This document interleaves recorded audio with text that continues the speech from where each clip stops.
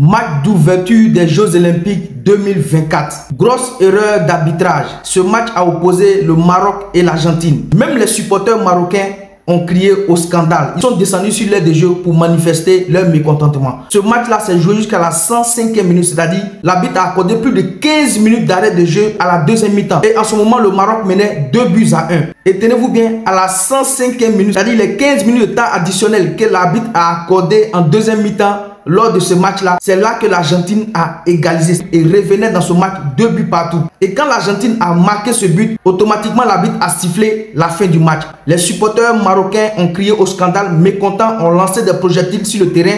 D'autres même sont descendus sur l'aire de jeu. Les joueurs ont dû rentrer au vestiaire. Et quand les joueurs sont rentrés au vestiaire, c'est là que tout a commencé. C'est-à-dire quand les joueurs sont rentrés au vestiaire, la VAR, les arbitres de la VAR ont visionné les images du deuxième but de l'Argentine. Et ces arbitres-là ont dit, tiens, on dirait que le but de l'Argentine, il y a un hors-jeu. Donc les arbitres de la VAR ont rappelé l'arbitre central du match pour lui faire part que le but de l'Argentine, il y avait un hors-jeu.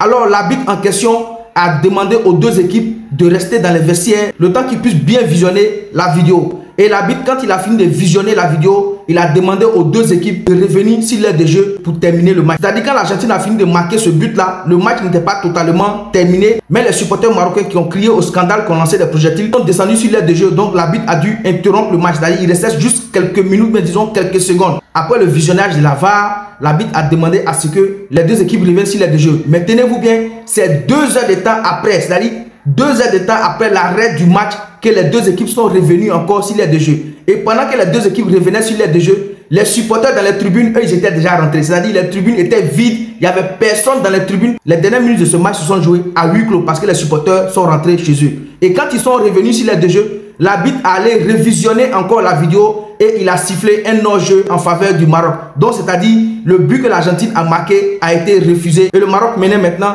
2-1. Le match a été repris, ils ont joué seulement quelques secondes, mais disons quelques minutes, et l'arbitre a sifflé finalement la fin du match et a vu la victoire du Maroc 2-1.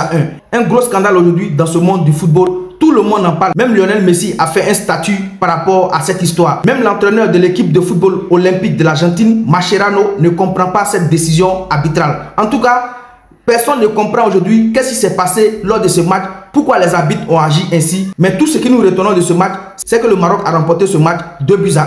En tout cas, tout ce que je peux dire, c'est que ces Jeux Olympiques s'annoncent très bien.